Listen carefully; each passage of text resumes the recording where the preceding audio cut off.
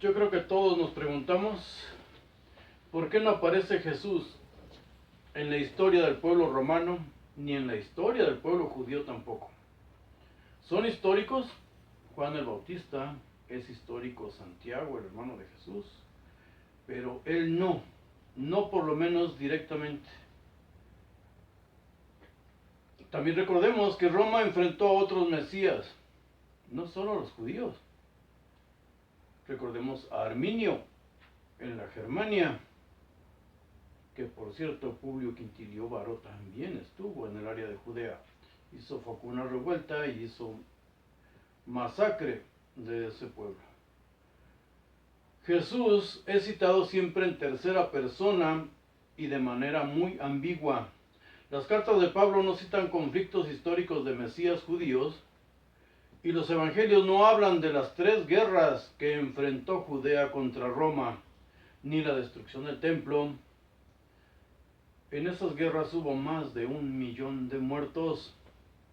Según el cristianismo, Jesucristo tenía que morir de esa manera que aparecen en los evangelios para que se cumplieran todas las profecías y el destino trazado por su Padre. El plan de salvación que mencionan todas las religiones, sobre todo las sectas. Un hombre atado a la existencia de su Dios, del Dios judío. Para el cristianismo, no el judaísmo. Todo lo realizado por él y para él es para cumplir profecías. O no se le puede divinizar. Ponerle un padre mundano es convertirlo en un simple hombre. Ponerlo como hijo de otro Dios es ubicarlo en otro mito, es ponerlo en otra cultura. Pero recordemos que para los judíos solo existía ese Dios, su Dios de la guerra. Y desde luego tenía que ser ejecutado por su propio pueblo. Pues el sacrificio, la ofrenda, la da Dios a su pueblo. Eso es lo que está escrito, eso es lo que ya vimos antes. Él es el que da la ofrenda a su propio Hijo por amor al ser humano, a su pueblo. Tenía que ser crucificado por su propio pueblo. Pero ellos podían crucificar en la historia, hablando en la historia. Sí, ya sé que es muy difícil entender esto, que Dios se ofreció a sí mismo, a su propio Hijo, en un sacrificio humano. Era un designio divino. Y sí, los judíos sí podían crucificar. Respetando en estos tiempos a Roma, podían matarse como ellos quisieran, siempre y cuando Roma estuviera enterado. En la historia aparece el rey judío Alejandro Janeo, que crucificó a 800 judíos fariseos en el año 76 a.C., y de una manera mucho más despiadada que los romanos. Encontramos aquí en la historia que el rey de Judea y sumo sacerdote, porque a la vez tenía los 2 cargos, sumo sacerdote del templo de Jerusalén, se casó con su cuñada Salomé Alejandra. En la historia parece que era un alcohólico, un desvariado y un loco este rey judío. Sofocó varias rebeliones. En una de ellas había ejecutado a 6,000 judíos y en otra a 50,000 judíos. Un rey judío asesinando a judíos de otro partido. Sectas no significaban para ellos lo que significan para nosotros. A la secta farisea, 50,000 judíos ejecutados por este rey, su propio rey, en el año 94 a.C., pero hay algo más espantoso. Porque dice ahí que para reinar tranquilamente, los fariseos les molestaban mucho, fue que crucificó a 800 fariseos levantados en armas, pero antes de ser crucificados por él, degolló a sus mujeres y a sus hijos delante de ellos. Y todo mientras celebraba con sus esposas y concubinas, y se divertían todos con la ejecución, la crucifixión de estos fariseos. 800 por un rey judío, por su propio rey. Este hombre dejó el poder a su esposa Salomé Alejandra, quien reinó del año 76 al 67 antes de Cristo. Y ella, la reina judía Salomé Alejandra, se intentó congratularse con los fariseos, con el grupo fariseo. Eran un grupo, desde luego, que buscaba el poder, una secta política, no religiosa. Bueno, si los judíos sí podían crucificar, lo mismo que otros pueblos o otras naciones que fueron conquistados por Roma. Roma los consideró siempre pueblos bárbaros, porque no hacían un juicio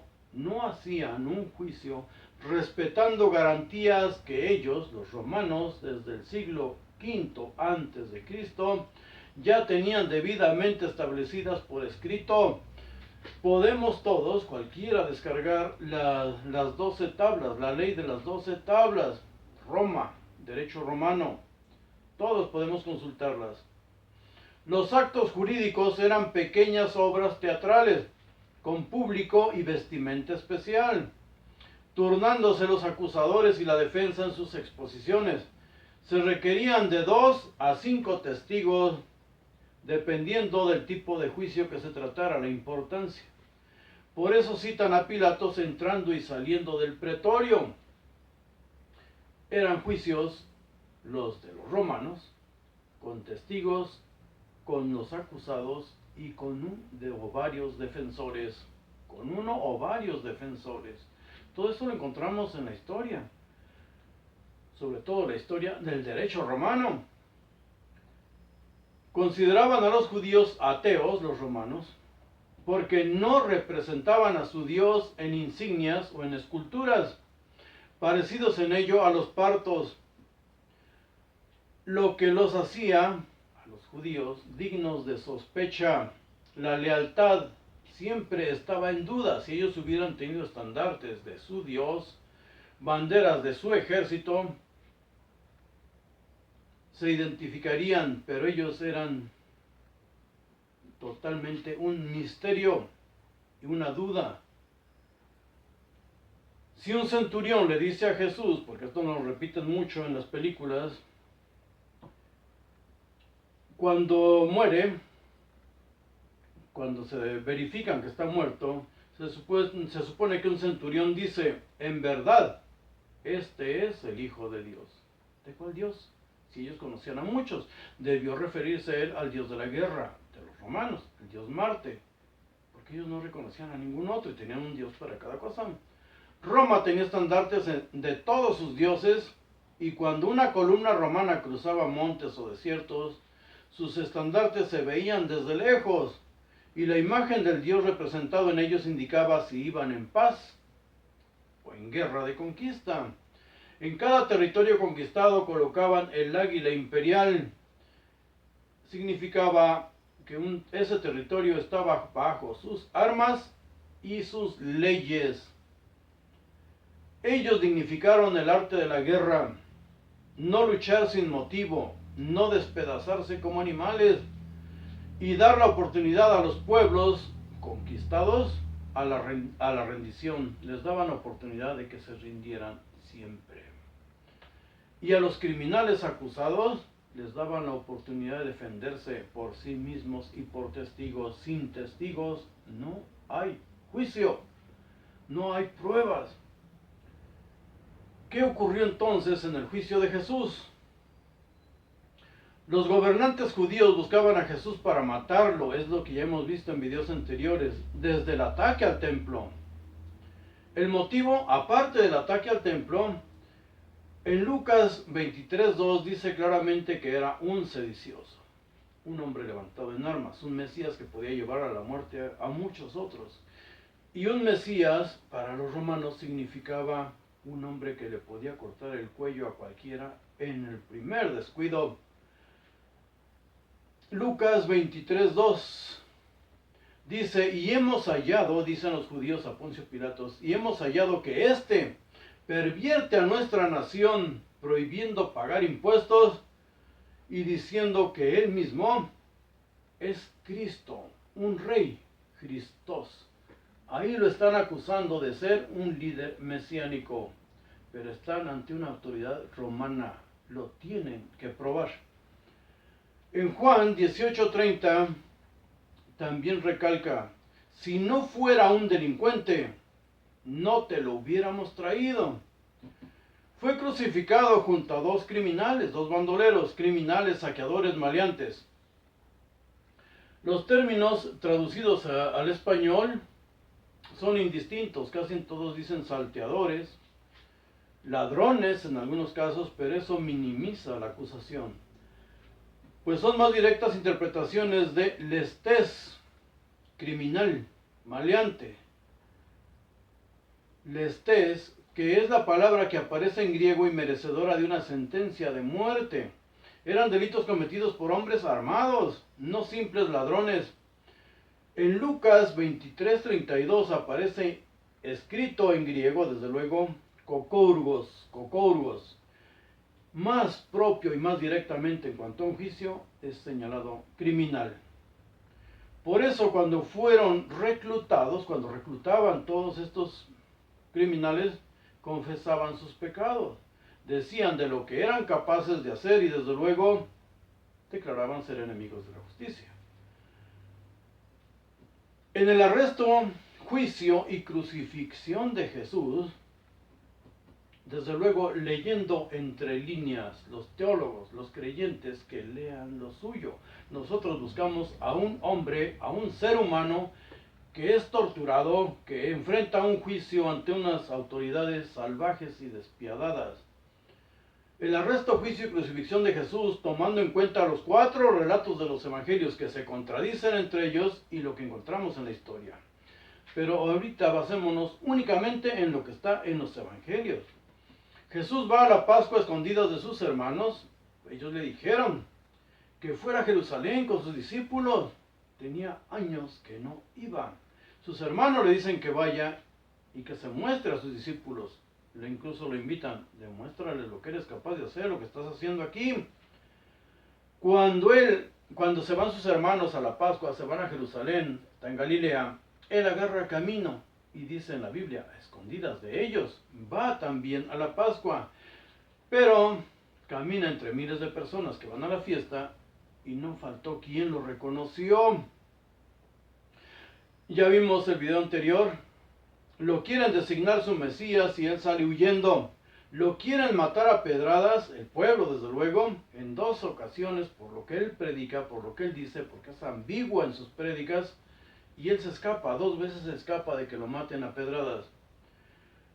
Vemos la cena, cenan en una casa y después se van a dormir al monte, o sea, huyen, se van al monte. Pero ese lugar en el monte también lo conocía Judas. Eso es lo que está escrito ahí. También lo conocía Judas y Judas lo entrega. ¿Pero a quién? En 3 evangelios los sinópticos dicen que lo entregó a las autoridades del templo, no a Pilatos. El evangelio de Juan magnifica todo y dice que fue una cohorte de soldados romanos. Una cohorte son más de 600 hombres.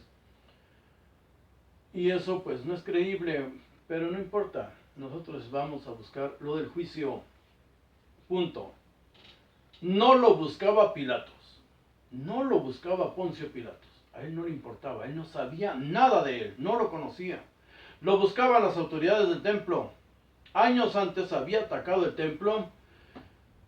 Y en Juan 7:1 dice claramente que Jesús no salía de Galilea a Judea porque los judíos querían matarlo. Los judíos querían matarlo, no Poncio Pilatos, no Roma. Y desde luego no lo podían considerar un Mesías davídico. ¿Por qué? ¿Qué es lo que tanto se ufana la Iglesia Católica y todas las demás? Porque en Juan 7, 41 y 42 dice textual, este es de Galilea. Y la Escritura dice que el Mesías debe venir de la descendencia, y en griego dice claramente espermata, de David y de Belén, porque al traducirlo al español le ponen linaje y se pierde totalmente la fuerza del mensaje. debe venir, este hombre debe venir, el Mesías judío que esperan hasta hoy los pobres, debe venir, debe ser del linaje, la descendencia, el esperma de David. Se supone que no se han mezclado con otras naciones, lo cual, pues, ¿quién lo puede creer? Cuando es aprendido, lo llevan ante el sumo sacerdote Anás. Este lo interroga preguntando por sus seguidores. Él sí lo interroga, Anás, el sumo sacerdote Anás. Porque cuando el templo fue atacado, según los evangelios, Anás era el sumo sacerdote. Anás fue el que conoció esos hechos. No tiene ninguna confesión de Jesús, nadie lo hizo hablar. Jamás reconoció ser Mesías judío, jamás, ni bajo tortura.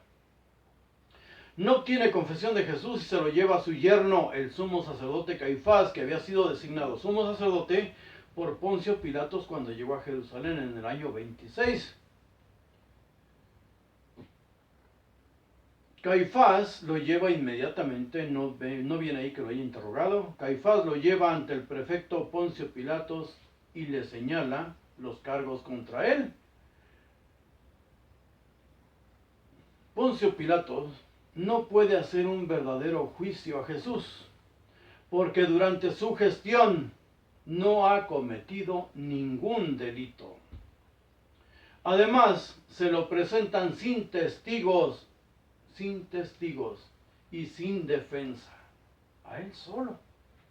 Según lo que está escrito ahí, recordemos o busquemos las leyes de las 12 tablas, así se llaman, en el derecho romano.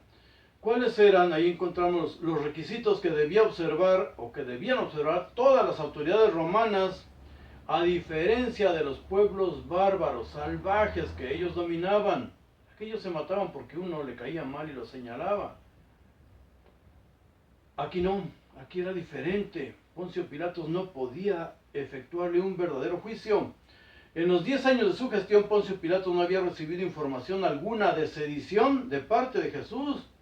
En sus partes militares él no tenía ningún registro. Judea y todos los pueblos tributarios podían ejercer sus propias leyes, por supuesto que sí, y las ejercían. Y para cerciorarse de algún delito no conocido por los judíos, o sea, si los judíos no le presentaban pruebas, solo una acusación, pero este hombre era de Galilea, pues había que acudir a Herodes. Estaba ahí en las fiestas de Pascua. Herodes Antipas se encontraba en Jerusalén por esas fiestas. Lo envía a Herodes para ver si lo conoce, le puede presentar cargos, testigos, o él lo puede acusar oficial o legalmente, desde luego. Para ellos toda acusación tenía que ser por escrito. Podemos buscar en la historia la acusación por conspiración que sufrió Herodes el Grande, cuando su hijo Antípatro y su esposa, una de sus esposas, lo traicionaron. Había infinidad de testigos. Él tomó declaración de todos, le hizo un juicio, pero no sentenció. La sentencia tenía que venir del Senado romano. Todo eran leyes. Y Poncio Pilatos era un funcionario. Ahí era dueño de vida y muerte, pero con un motivo, con un juicio. Decimos, Herodes Antipas tampoco presenta cargos contra él, dice yo. No tengo nada que ver con este, no lo conozco, no, ningún problema. Pilatos lo vuelve a interrogar a su estilo, al estilo romano, lo azota y no obtiene confesión alguna. Jesús no se entregó voluntariamente a ninguna muerte. Dejemos esa fantasía. Jamás aceptó ser un Mesías romano, perdón, un Mesías judío, un sedicioso judío, ni bajo tortura lo aceptó. Su valor como ser humano, no se le puede reconocer la religión porque desmitifica a su Dios. Él fue un hombre, pero hombre de verdad. No acusó a nadie, no llevó a la muerte a nadie. Y siempre ordenó a sus seguidores que no le dijeran a nadie que él era el Mesías. Cuando le llamaban Mesías, cuando presuntamente realizaba algún milagro o un hecho portentoso, le decían, tú eres el elegido, tú eres el Mesías, y él siempre dijo, no se lo digan a nadie. No quería morir el vato.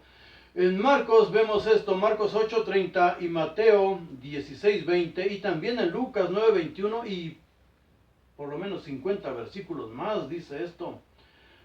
Pilatos no podía ejecutarlo sin prueba alguna, sin confesión, sin testigos, sin defensor.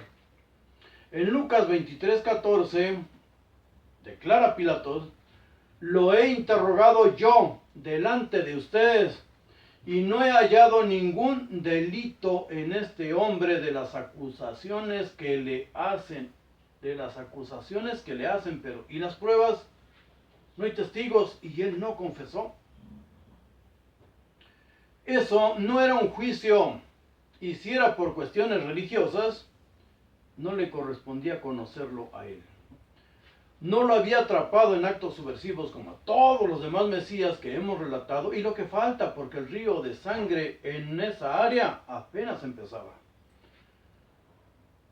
Repito, no lo había atrapado en actos subversivos, ni fue en su tiempo si el ataque al templo, si es que él lo realizó, no lo están inventando los evangelistas.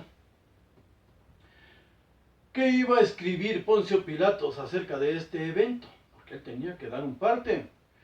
Lo entregó a los judíos y desde luego ellos sí lo crucificaron, se lo devoraron. Lo vemos en Juan 19:16 y otros muchos. Entremos a analizar algunos detalles del juicio, del presunto juicio. En Juan 18:38 Pilatos dice, yo no hallo en él ningún delito. Pero la palabra escrita en griego es aitia, y su traducción correcta es delito o crimen probado, delito o crimen probado. Hay otras muchas definiciones de esta palabra griega, aitia, pero correspondiente a un juicio es esto, delito o crimen probado. No se lo podían probar. La sola acusación no hace prueba plena conforme al derecho romano, y hoy menos en nuestras leyes. Juan 18:31 dice, lo entrega a los judíos para que lo juzguen conforme a su ley.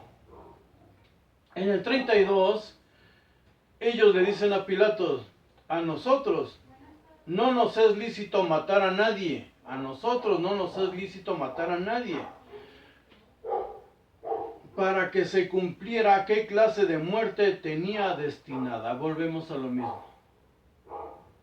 Todo es cumplir escritura, según. Por eso hay que analizar lo que es teología y lo que es un hecho histórico. Pilato pregunta a Jesús, ojo con esto, ¿eres tú rey de los judíos? La palabra es Basilius. ¿Eres tú rey? No dice Christos. Dice, ¿eres tú rey, Basilius? Por eso no lo mata él, lo entrega a los que se lo llevaron. Fue el pueblo judío el que exigió a gritos, crucifícalo, crucifícalo. En Juan 19:6. Pilato les dice, tómenlo ustedes y crucifíquenlo, porque yo no hallo delito en él. Aitia, no hallo delito comprobado. A mí no me han comprobado nada.